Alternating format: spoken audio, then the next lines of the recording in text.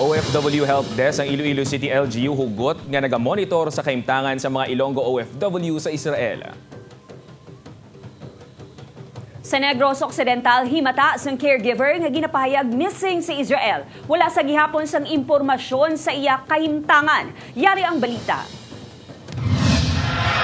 24/7 ang monitoring sa Iloilo City OFW Help Desk sa sitwasyon sa overseas Filipino workers sa Israel sa nagaluntad nga away sa tunga sang Israeli Security Forces kag militant group nga Hamas. Sa datos ang Iloilo City PESOG among nagatutok sa help desk yara sa 18 ka mga tumandok sang syudad sa Iloilo ang ilan na pakig-angutan. Kalabanan sa ilang mga caregiver kag lunsay yara man sa maayong kahimtangan. Ang conversations namon sa ila hambal nila is that mega-alarm lang siya time to time. Pagka-alarm dayon gapanago na sila sa bomb shelter. Pagka-alarm naman wa naman sila. Another alarm kuno wa na sila. So basically how I understand it, may system na sila on how they are protected. Okay, sila they have been working for a really long time already there.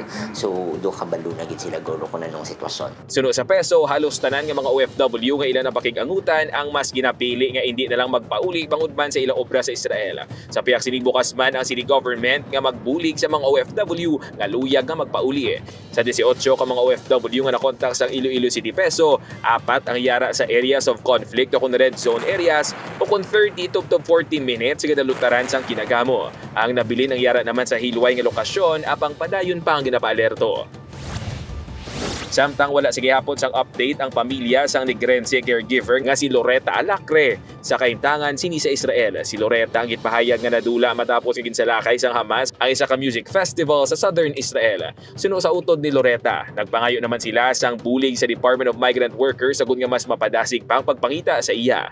Ulat na lang gituya sang DMW nga waka pati kusang balita nga ara ang akon atod kay nagka-stress ko hindi ko patulog 6 days na tubong. Nakalabot man sa ilang impormasyon nga may nakakita kay Loretta sa isa ka ospital sa Israel apang ginatahag sini nga wala ini isang kamatuoran. Nagabulig naman ang provincial government sa pamilya Alacre. I would like OWA to confirm that, no? But the case of our Negrense has already been reported sa OWA satellite office here in Bacolod. Ang lead agency I think now is really the OWA.